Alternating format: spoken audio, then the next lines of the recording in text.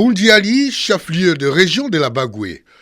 Les ressortissants du département de Kouto y vivent en grand nombre, mais se soucient aussi du développement de leurs différentes localités d'origine.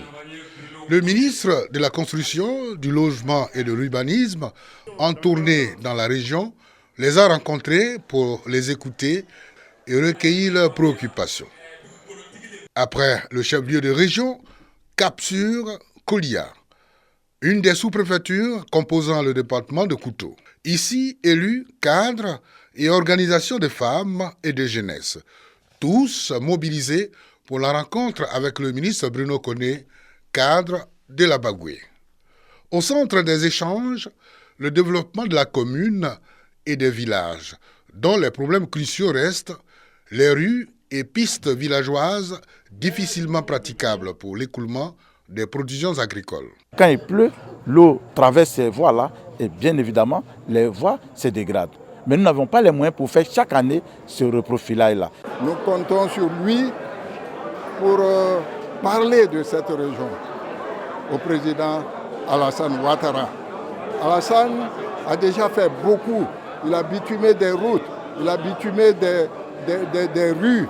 C'est dire que nous comptons beaucoup dans notre région sur le président Alassane Ouattara. Quand nous venons en région, notre préoccupation première, c'est le développement. C'est comment améliorer les conditions de vie de nos frères et sœurs qui vivent ici, comment réduire la pauvreté. Et nous sentons de plus en plus d'écoute de la population. Je tiens à exprimer ma reconnaissance à tous nos doyens pour leur présence à nos côtés. La veille de ces rencontres avec les populations, Bruno Koné a procédé à Kouto à la remise du trophée du tournoi de football de la première dame, Dominique Ouattara, au vainqueur de la finale.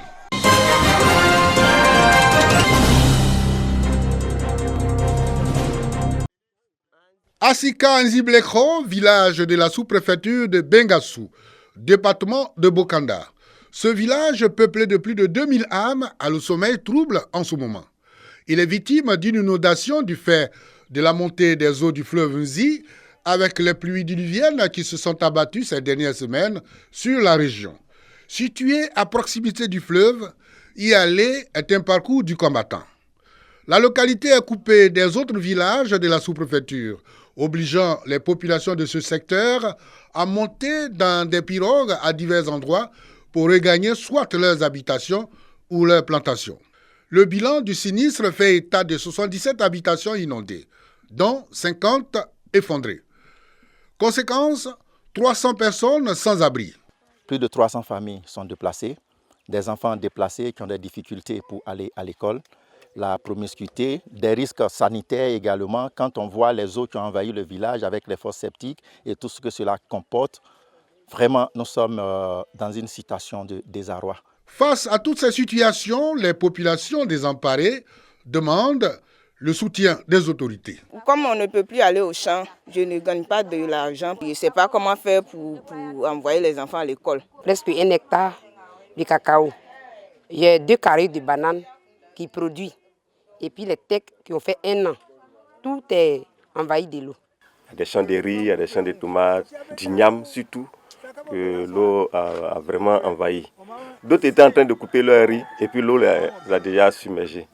Donc vraiment nous demandons de l'aide au niveau de l'État. Pour mémoire, cette catastrophe naturelle n'est pas la première du genre ici à Asika Nziblekro.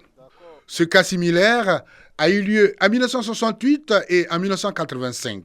Pour l'heure, les sapeurs-pompiers civils de la région y ont effectué une mission pour constater l'ampleur des dégâts.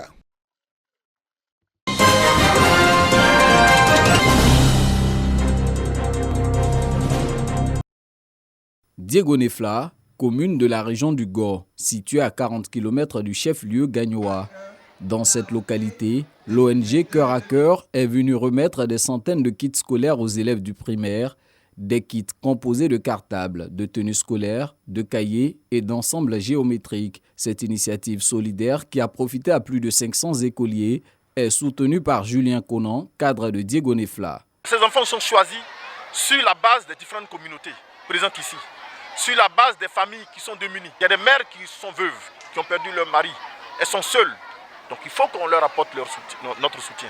Et c'est pourquoi nous sommes allés chercher l'ONG Cœur à Cœur pour que cette action soit menée, qui est une action de bienfaisance. Moi, j'encourage les enfants à étudier, exceller à l'école, parce que c'est pour cela que nous avons effectué ce long trajet là pour venir leur apporter notre aide et soulager leur famille. Fondée en 2018, l'ONG Cœur à Cœur se donne pour mission de venir en aide aux personnes âgées, aux veuves et aux orphelins en milieu rural. Cette caravane de remise de kits à Diegonefla est la deuxième du genre en cette rentrée scolaire après celle d'Ayamé dans la région du Sud Congolais.